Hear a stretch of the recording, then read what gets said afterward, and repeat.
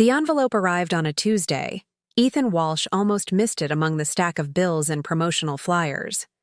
His fingers slid across the pastel blue paper, the texture oddly formal against his skin. Something about it made him pause before tearing it open. The card inside was decorated with cartoon storks and tiny footprints. A baby shower invitation. He skimmed it quickly, ready to toss it aside, probably for a coworker or distant cousin, when his own name caught his eye. Not as a guest. Join us in celebrating the upcoming arrival of baby girl Bennett. Parents, Olivia Bennett and Ethan Walsh. His coffee mug shattered against the kitchen tile. The liquid splashed across his bare feet, but he barely felt it. He read the card again, and again, his hands trembling. Ethan Walsh. Father. But Olivia Bennett was his ex. And they hadn't spoken in 11 months. 3 days later. You're sure you didn't get one too? Ethan paced across his sister Naomi's living room, the invitation clutched in his hand like evidence at a crime scene. I told you no. Naomi watched him with concern etched across her face. Ethan, please sit down before you wear a hole in my floor. He collapsed onto her couch, dropping his head into his hands. This doesn't make any sense. We broke up almost a year ago. She never called, never texted. Nothing about a baby. Have you tried calling her? Naomi asked, the reasonable one as always. 17 times. Straight to voicemail. He looked up at his sister, eyes bloodshot from 3 sleepless nights. I even drove by her apartment yesterday. Her car wasn't there. Naomi gently took the invitation from his hands and examined it more closely. The shower is at her mother's house this weekend. That's bold. Bold? It's insane. Ethan stood again, unable to keep still. Either she's been pregnant for 11 months, which I'm pretty sure is medically impossible, or she's… What? Claiming I'm the father of some other guy's baby? You're sure it's not yours? We always used protection. Always. He ran a hand through his disheveled hair. And wouldn't she have told me? Who waits until a baby shower to drop that kind of news? Naomi sighed, setting the invitation on the coffee table between them. People do strange things when they're scared, I'm the one who should be scared right now. His voice cracked slightly. What if it is mine? What if she's been keeping this from me for months? I've missed everything. The weight of it hit him all at once. Doctor's appointments, ultrasounds, first kicks. If this was his child, his daughter, he'd already missed so much. I need to talk to her, he said, resolution hardening his voice. Before the shower, do you want me to come with you? Naomi asked. Ethan shook his head. I need to do this alone. But as he drove home, memories of Olivia flooded back. Her laugh.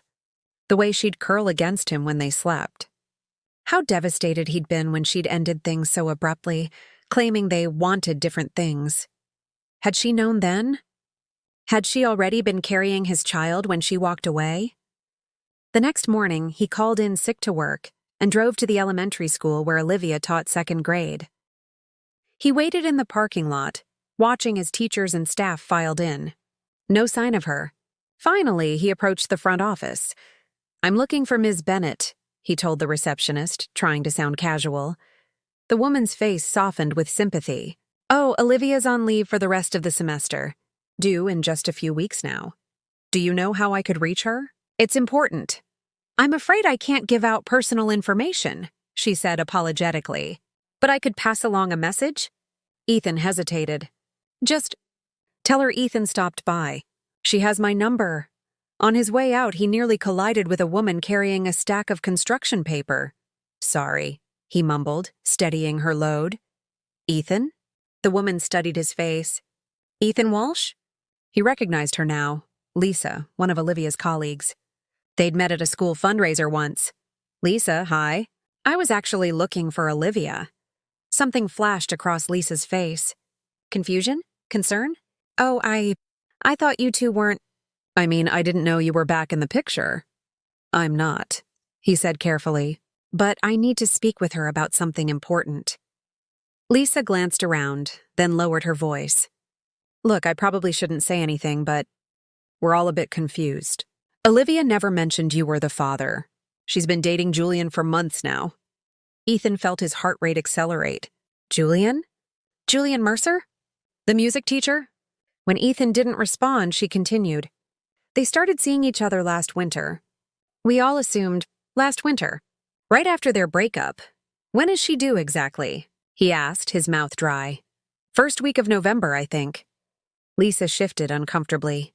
I should go. Please don't mention I said anything. Ethan nodded mechanically and walked back to his car. He sat in the driver's seat for a long time, doing mental calculations. If Olivia was due in early November, that meant conception would have been early February. They'd broken up in late December, 6 weeks. She'd gotten pregnant approximately 6 weeks after their breakup, with someone else's child. So why was his name on the invitation? It has to be a mistake, Marcus said, sliding a beer across the bar counter to Ethan. As Ethan's oldest friend and the owner of the Cornerstone, the local bar where they'd spent countless evenings, Marcus had seen him through every life crisis since high school. Maybe the printer messed up. That's what I thought at first. Ethan took a long pull of his beer. But this isn't just a typo. It's my full name. Have you talked to any of her friends? Her sister? I tried calling Claire, her sister, but she hung up as soon as I identified myself. Ethan stared into his glass. I think she's avoiding me on purpose. Marcus leaned against the counter. And you're sure the timing doesn't work out? Positive. We broke up December 23rd. If she's due in November, the math doesn't add up. So, what's your plan? Crash the shower? Ethan winced. I was thinking something less dramatic. Maybe I could talk to her mother beforehand. Eleanor Bennett? Good luck with that. Marcus snorted. That woman never approved of you. She's hosting the shower. If Olivia won't talk to me, maybe she will. Just be careful, man. This whole thing is weird. Marcus's expression grew serious. You know what else is weird? That Olivia would put your name down. She's not the type to lie about something like that. People change, Ethan muttered. But Marcus had a point. In the 3 years they'd dated, Olivia had been unfailingly honest, sometimes to a fault. It had been one of the things he'd loved most about her. After finishing his beer, Ethan drove to the upscale neighborhood where Olivia's mother lived. The Bennett house was exactly as he remembered it, an imposing colonial with perfectly manicured gardens. His stomach knotted as he approached the front door. Eleanor Bennett answered on the third knock, her expression shifting from polite inquiry to cold disdain in an instant. Ethan, this is unexpected. Mrs. Bennett, I need to speak with Olivia. My daughter isn't here. Her grip on the door tightened, as if preparing to slam it in his face, and even if she were, I doubt she'd want to see you. It's about this.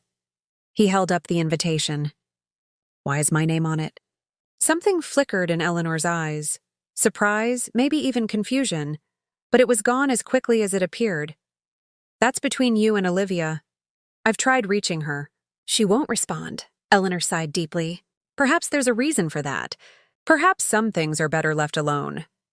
This isn't something I can just leave alone, Ethan insisted, frustration building. If she's saying I'm the father of her baby, I have a right to know why. Rights? Eleanor's voice turned sharp. You talk about rights when you abandoned her? Abandoned her? Ethan stepped back as if struck. She broke up with me. Eleanor's expression faltered. For the first time, she seemed uncertain. That's not... Olivia said you left when she told you about the baby?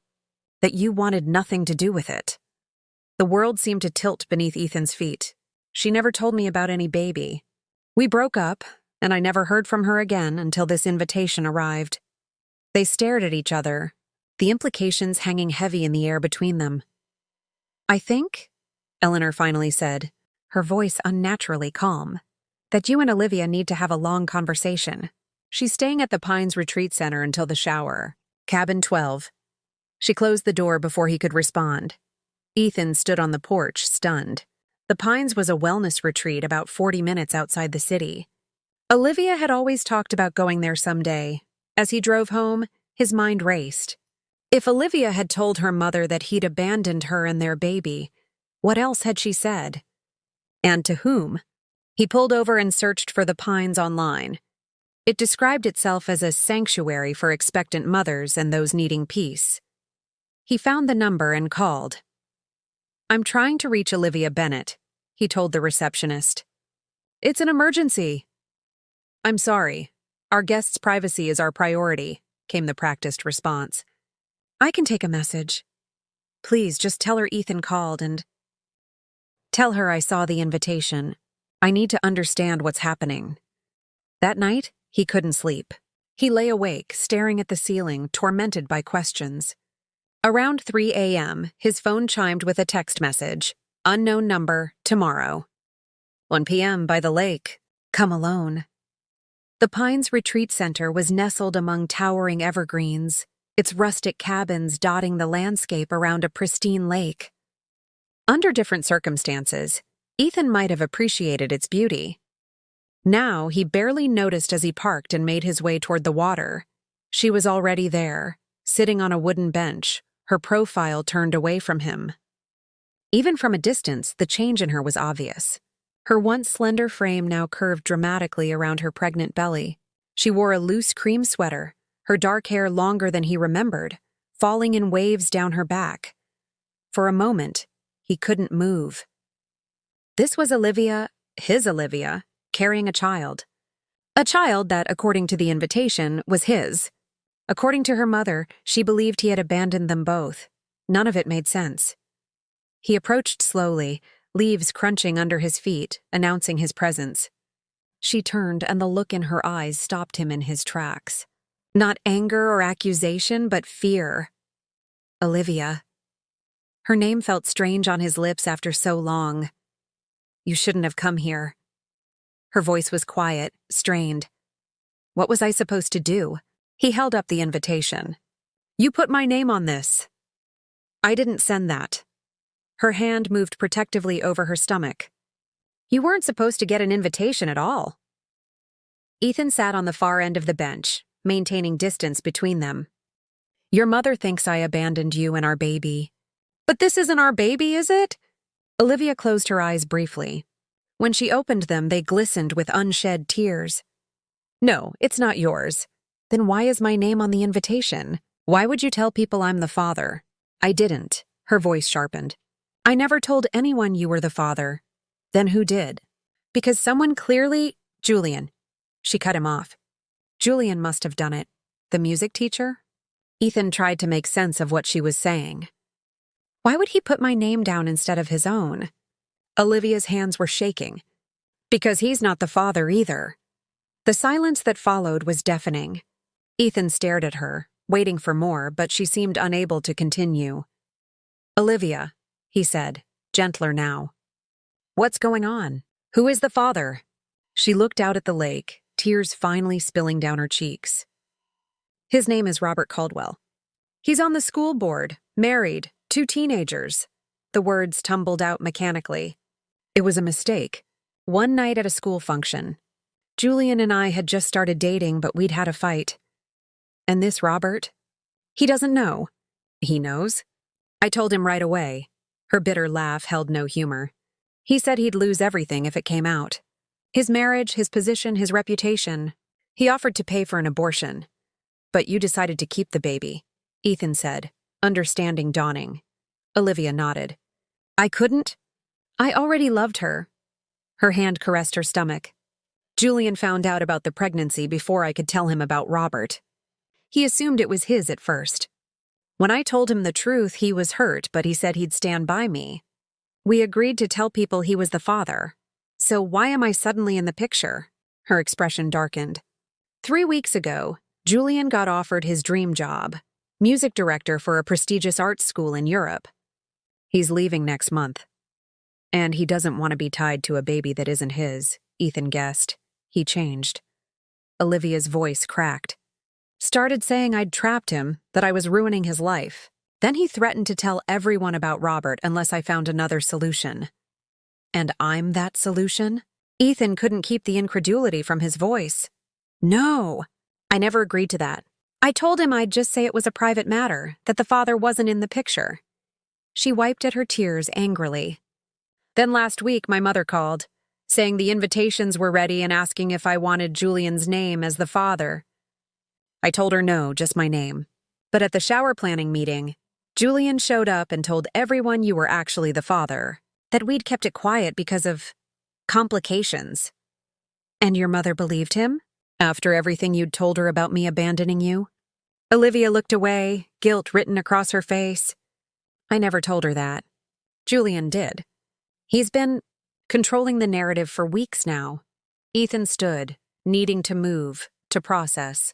So Julian sent me that invitation. He must have. To force a confrontation. To make you the villain when you didn't show up for the shower. Her voice dropped to a whisper. Or to make me the villain when you did. Why not just tell the truth? About this Robert person? Because Robert Caldwell is powerful in this town. His wife's family practically owns the school district. Julian would never get another teaching job anywhere if he crossed the Caldwells. She looked up at him, desperation in her eyes. And I could lose my job too. They could make it impossible for me to support my daughter. Ethan paced along the shoreline, mind racing.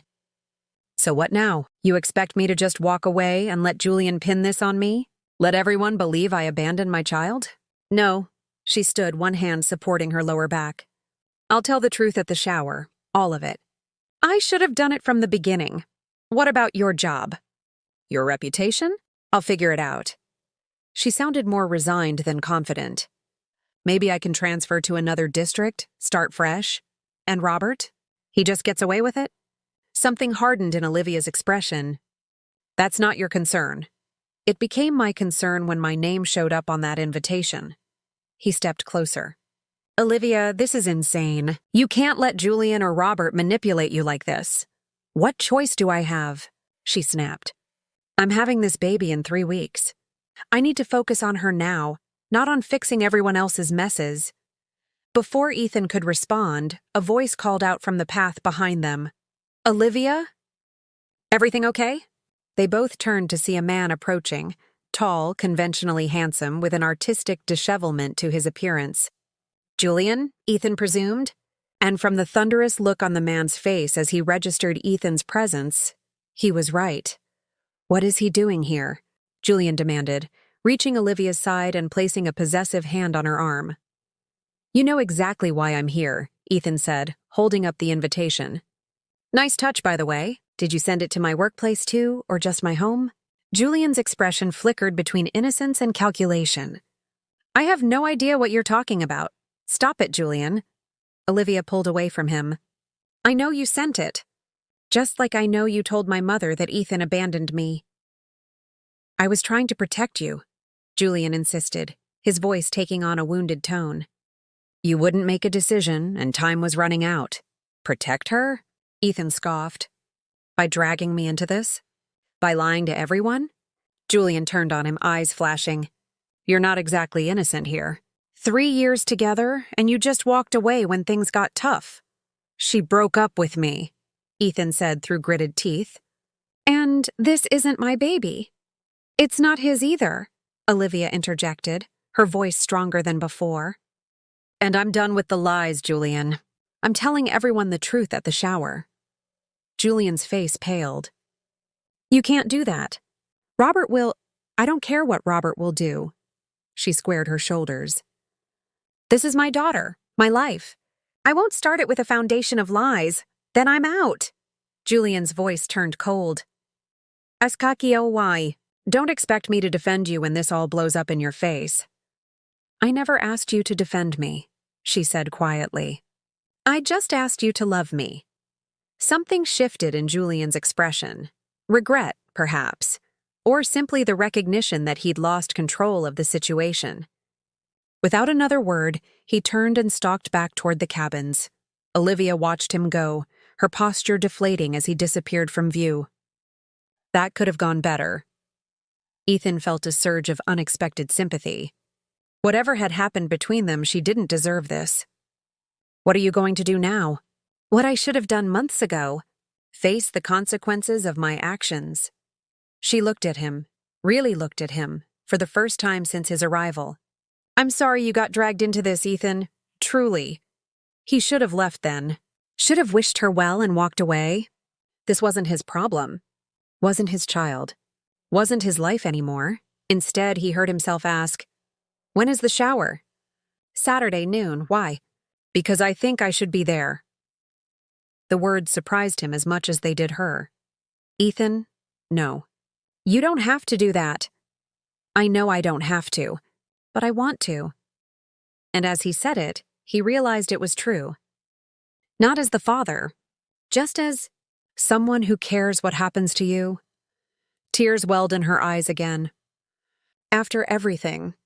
Why would you do that? He couldn't fully explain it himself. Maybe it was the memory of 3 years together. Maybe it was seeing her vulnerable and alone when she should have been celebrating. Or maybe it was simply the right thing to do, because no one should have to face their dragons alone, he said finally. Especially not when they're about to become a mother. Saturday arrived with ominous clouds gathering on the horizon, matching Ethan's mood as he parked a block away from the Bennett house. He sat in his car, second-guessing his decision to come. What was he hoping to accomplish? What role could he possibly play in this drama? His phone buzzed with a text from Olivia. "Are you sure about this?" He replied, "I'll be there in 5 minutes. Just to support you." "Nothing more," the response came quickly. "Julian's here. So is Robert." With his wife, Ethan's grip tightened on the steering wheel. He hadn't expected that particular complication. "Do they know you're planning to tell the truth?" "No, but Julian keeps giving me looks. I think he suspects." Ethan took a deep breath and stepped out of the car. Whatever happened next, he'd given his word. He wouldn't leave her to face this alone. The Bennett house was transformed from the last time he'd seen it. Blue and white balloons adorned the entrance, and a hand-painted sign welcomed guests to baby girl Bennett's shower. Inside, about 20 women and a few men mingled in the spacious living room. Soft music played, and a table laden with gifts dominated one corner. He spotted Olivia immediately. She stood near the fireplace in a pale blue maternity dress, one hand resting on her stomach, the other clutching a glass of water. Even from across the room, he could see the tension in her posture. A few heads turned as he entered. Whispers followed. He recognized some faces. Her sister Claire, a few friends they'd shared during their relationship, some teachers from her school. He nodded politely but made his way directly to Olivia.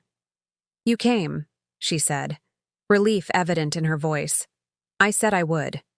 He kept his tone casual, aware of the eyes on them. "Nice turnout." "Everyone loves a scandal," she murmured, nodding toward a cluster of women watching them intently.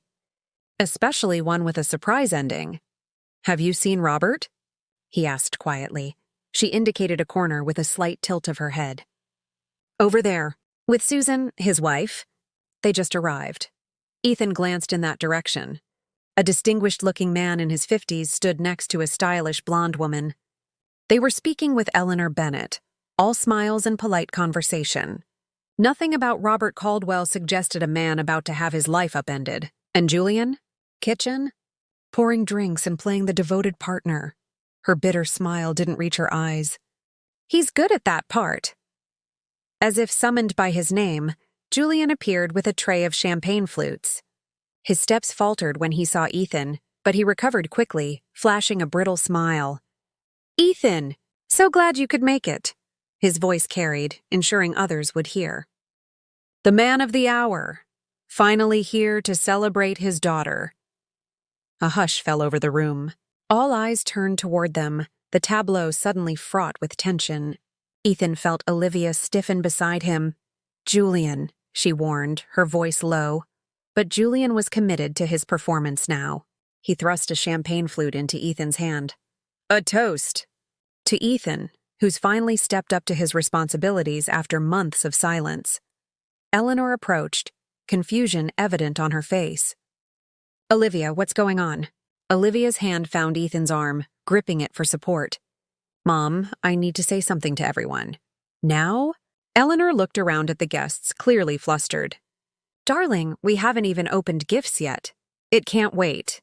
Olivia's voice wavered but held firm. She cleared her throat, raising her voice to address the room.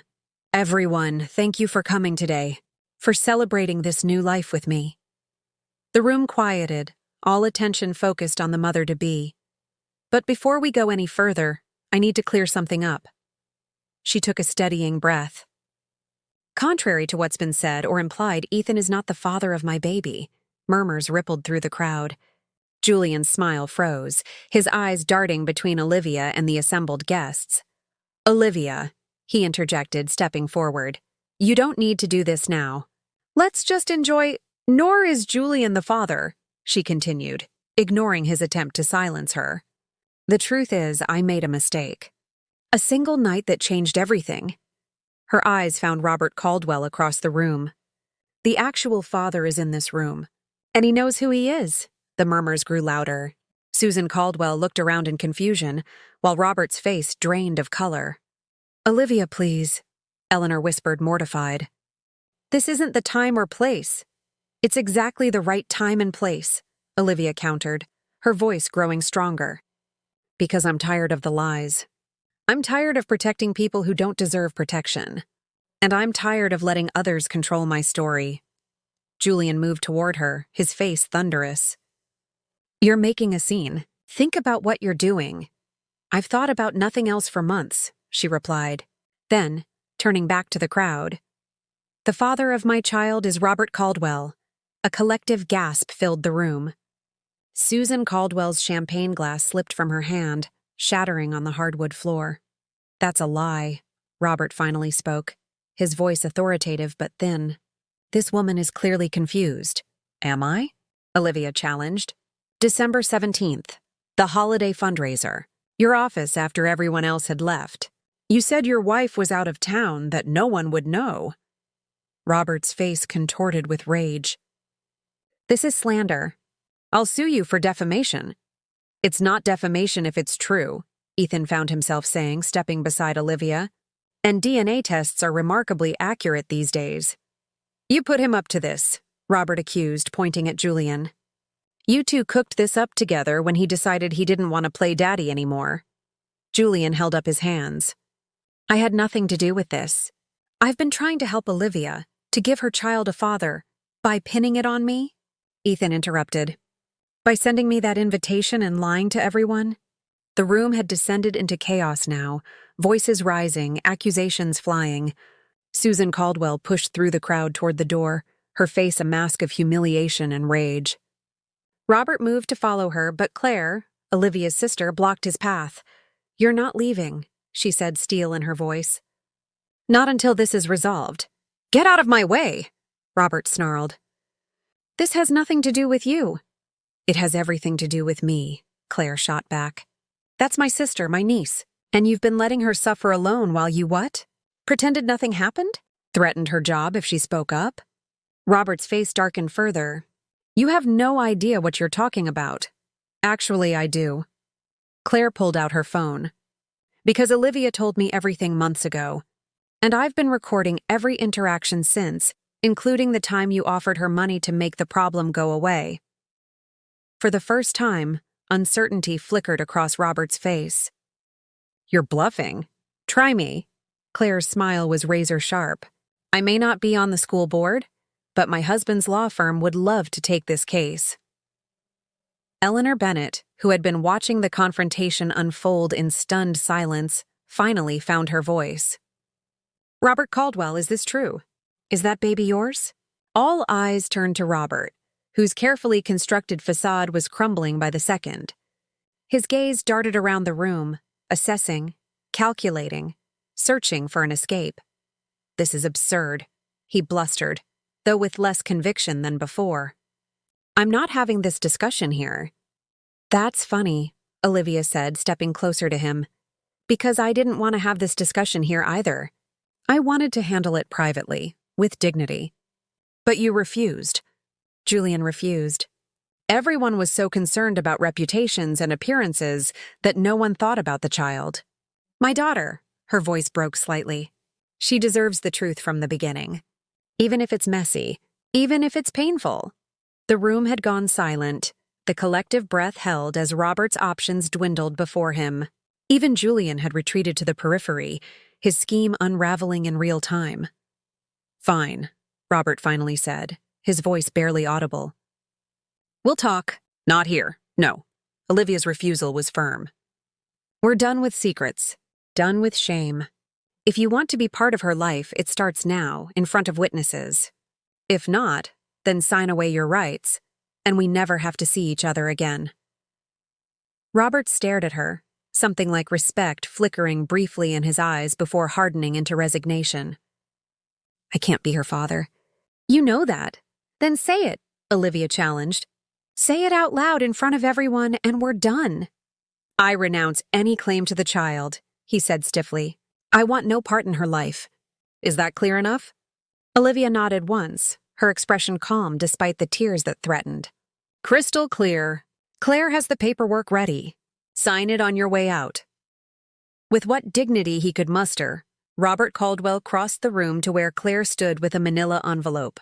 The assembled guests parted silently, creating a gauntlet of judgment through which he walked alone. After he'd gone, the silence lingered, heavy and uncertain. Ethan watched as Olivia faced the room, chin raised despite the tears now flowing freely down her cheeks. I'm sorry, she said to the stunned faces around her. This isn't how I wanted today to go. But I couldn't start my daughter's life with a lie. Eleanor moved to her side, placing an arm around her shoulders. Oh, my brave girl. Julian, seeing the tide of sympathy turning toward Olivia, made one last attempt to salvage his reputation. I was only trying to protect her, he insisted to anyone who would listen. Ethan abandoned her, and Robert refused to acknowledge the baby. What was I supposed to do? You were supposed to tell the truth, Ethan said simply. Or at least not drag innocent people into your lies. Innocent? Julian scoffed. You broke her heart, left her devastated. That's not what happened, Olivia interjected, her voice weary.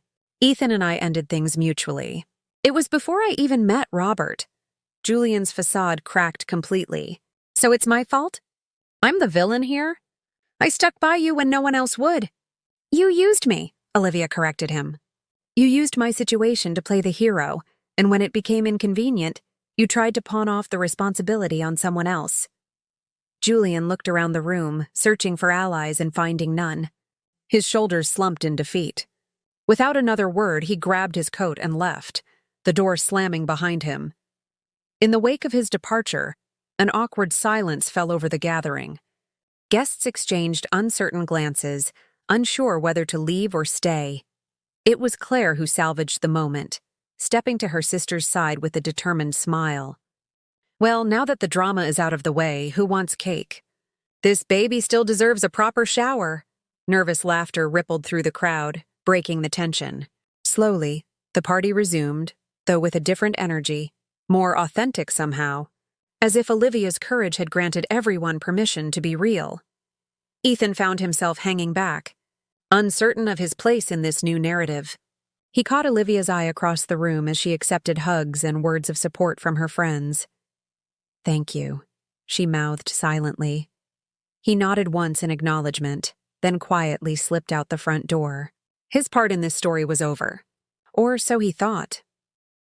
3 weeks later, the maternity ward was quiet at 3 a.m. Ethan walked the sterile hallway, a stuffed elephant clutched in one hand, a bouquet of yellow daisies in the other.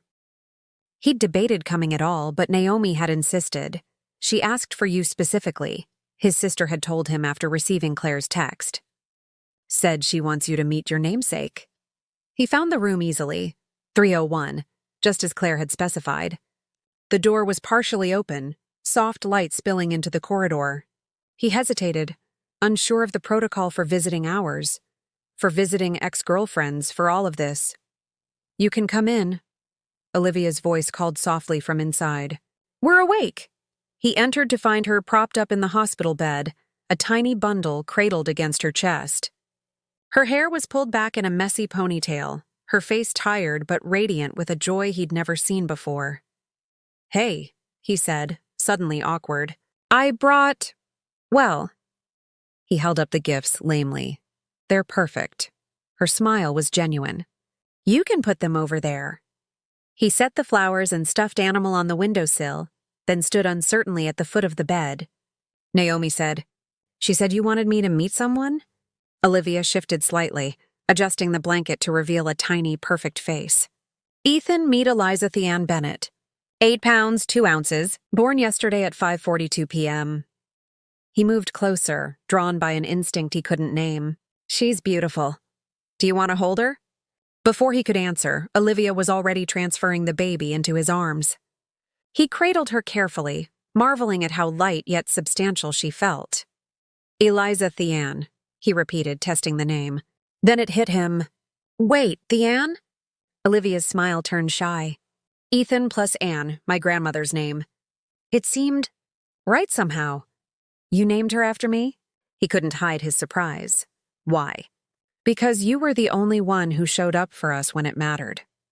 She looked down, fiddling with the edge of her blanket. The only one who didn't want something from me in return.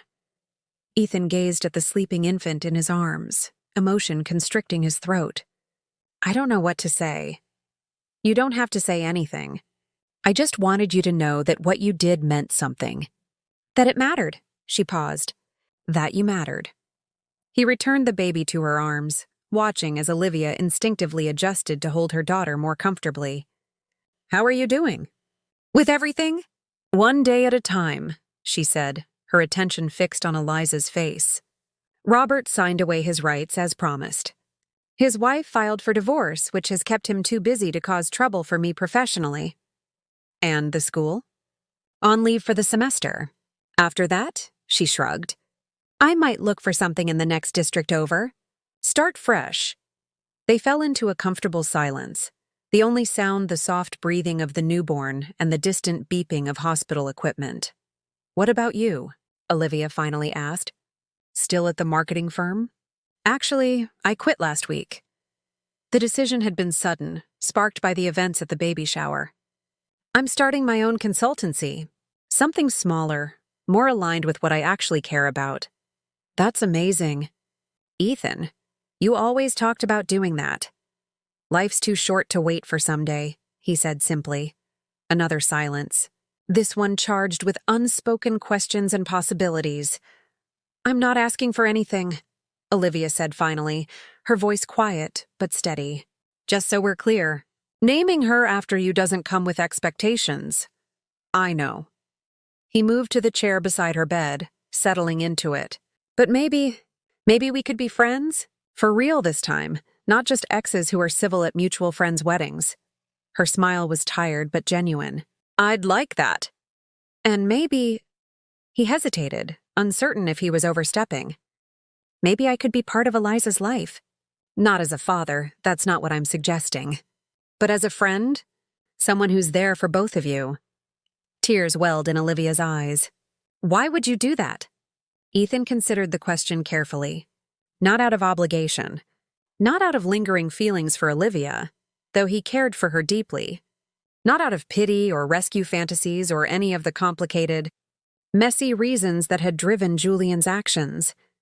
Because family isn't always about DNA, he said finally, the truth of it settling comfortably in his chest. Sometimes it's about showing up, about choosing each other, even when it's complicated. Olivia reached for his hand, squeezing it gently. I think Eliza would be lucky to have you in her life, however that looks. Outside, dawn was breaking, painting the horizon in shades of promise. In the small hospital room, 3 people, 2 adults with a complicated history and 1 brand new soul, sat together in the quiet, finding their way forward. Not with dramatic declarations or neat resolutions, but with the simple, profound courage of beginning again. One day at a time, Ethan echoed Olivia's earlier words. She nodded, her eyes on her daughter's face. One day at a time. It wasn't a Hollywood ending. There were no swelling orchestras, no passionate kisses, no neat wrapping up of loose ends. Just the quiet acknowledgement that sometimes the most powerful thing we can offer each other is presence. The commitment to show up, to bear witness, to walk alongside, and in that moment, with morning light spilling across the hospital room floor, it felt like enough. More than enough. It felt like the beginning of something true. 6 months later, the park was crowded for a Saturday afternoon. Families spread across blankets on the grass, children darting between trees in impromptu games of tag. Ethan checked his watch, scanning the playground area where they'd agreed to meet. He spotted them near the swings, Olivia pushing Eliza in a baby swing, the infant's delighted giggles carrying across the distance. Something warm and unexpected bloomed in his chest at the sight. These past months had unfolded in ways he never could have predicted. Weekend coffee meetups that stretched into afternoon walks. Impromptu dinners when Olivia was too exhausted to cook. Late-night texts about Eliza's latest milestone or Olivia's struggles with a particularly difficult parent at her new school. They weren't dating. Both had been clear about that from the start. This was something different, something without precedent or label. A friendship deepened by shared history and forged in crisis. A connection bound by a child who carried his name but not his DNA. "Uncle Ethan's here," Olivia called as he approached, lifting Eliza from the swing. The baby reached for him immediately, a toothless grin lighting up her face. "There's my girl," he said, taking her into his arms. At 6 months, Eliza was a bundle of personality. Curious, determined, quick to smile. She grabbed at his beard with chubby fingers. "A favorite game? How was your meeting?" Olivia asked as they settled onto a nearby bench. "Good. Signed the Henderson account." His consultancy was growing faster than expected, allowing him to be selective about clients. "How about you? First week back to full-time teaching go okay?" "Exhausting, but good." She looked more rested than she had in months, the new job in a neighboring district clearly agreeing with her. "The daycare sent home art today." "Well, art," she made air quotes with her fingers. "Apparently, Eliza is quite the abstract expressionist." "Clearly takes after her mother," he teased, bouncing the baby on his knee. Their conversation flowed easily, punctuated by Eliza's babbling and the ambient sounds of the park. This had become their new normal, this comfortable companionship, this chosen family they were building day by day. Neither of them knew exactly where it was heading. There were moments, lingering glances, hands brushing as they passed Eliza between them, late-night conversations that dipped into territory beyond friendship, that hinted at possibilities. But they were cautious, protective of the fragile, beautiful thing they'd created. "Oh, I almost forgot," Olivia said, reaching into the diaper bag. "This came for you." She handed him an envelope, thick cream paper, formal. He recognized the handwriting immediately. "Julian?" "Return address is Paris," she shrugged. "Figured you'd want to open it yourself."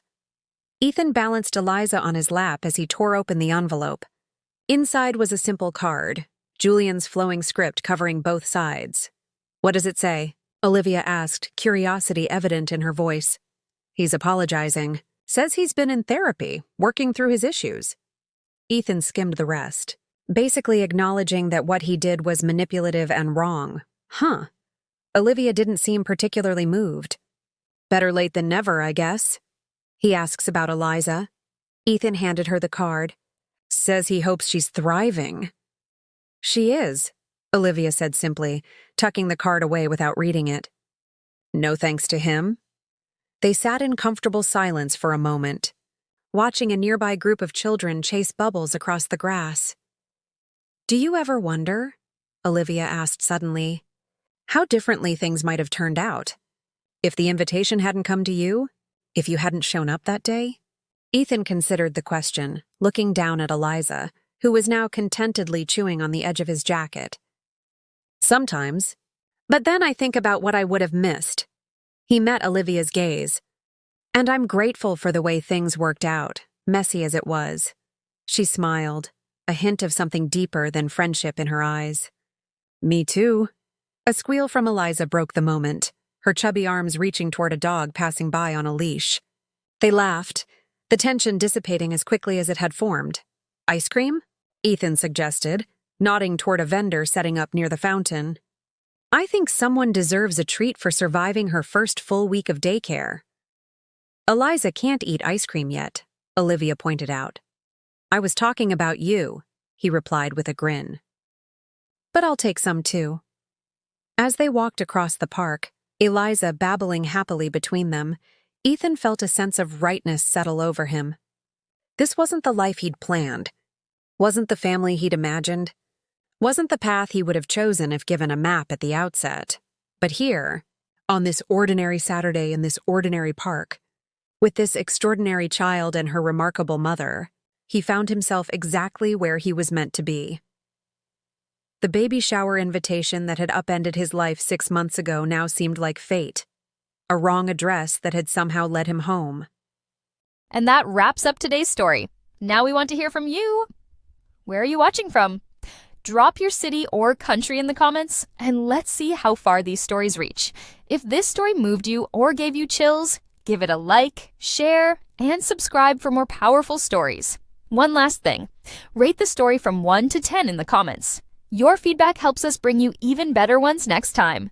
Thanks for watching. We appreciate you being part of this storytelling journey.